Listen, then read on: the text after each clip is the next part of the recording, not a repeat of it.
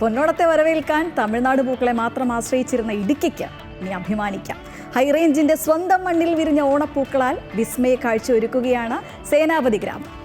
തരിശുഭൂമിയെ മനോഹരമായ പൂപ്പാടമാക്കി മാറ്റിയിരിക്കുകയാണ് വടക്കേക്കര വീട്ടിൽ സിന്ധു കണ്ണൻ എന്ന കർഷക. കാണാമാ റിപ്പോർട്ട്.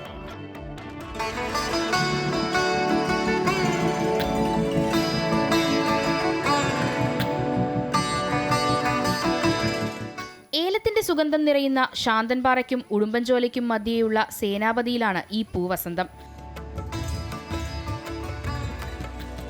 തരിശുകിടന്ന 1/2 ഏക്കറോളം പാടശേഖരം പാട്ടത്തിനെടുത്താണ് സിന്ധു കൃഷി ഇറക്കിയത്. കഴിഞ്ഞ വർഷത്തെ പരീക്ഷണം വിജയിച്ചതിന്റെ ആത്മവിശ്വാസത്തിൽ ബംഗളൂരുവിൽ നിന്നെത്തിച്ച ഗുണമേന്മയുള്ള 4000-ഓളം ഹൈബ്രിഡ് തൈകളാണ് ജൂണിൽ നട്ടുപിടിപ്പിച്ചത്. മഞ്ഞയും ഓറഞ്ചും നിറത്തിലുള്ള ചെണ്ടുമല്ലിയും വാടാമുല്ലയും ജമന്തിയും പൂത്തുലഞ്ഞു നിൽക്കുന്ന പാടം ഇന്ന് ഓണവിപണി കീഴടക്കാൻ പൂർണ്ണസജ്ജമാണ്. തുടർച്ചയായ മഴ വെല്ലുവിളിയായെങ്കിലും കൃത്യമായ പരിപാലനത്തിലൂടെ സിന്ധു പ്രതികൂല കാലാവസ്ഥയെ തോൽപ്പിച്ചു. ഓണത്തോടനുബന്ധിച്ച് നടക്കുന്ന അത്തപ്പൂക്കള മത്സരങ്ങൾക്കായി ഇപ്പോൾ തന്നെ വൻതോതിൽ പൂക്കൾക്ക് ഓർഡറുകൾ ലഭിച്ചു കഴിഞ്ഞു. ശരിക്കും മനസ്സിനും കണ്ണിനും ഒരു കുളിർമയായിരുന്നു.